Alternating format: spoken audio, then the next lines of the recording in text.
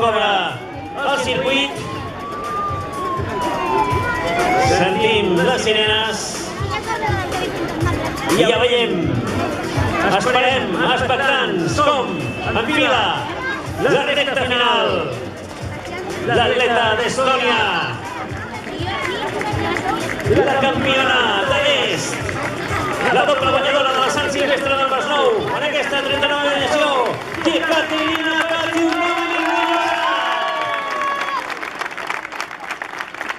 Segona classificada amb una excel·lent cursa, la Carla Rodríguez, la triatleta Carla Rodríguez. Excel·lent cursa, com ha aguantat.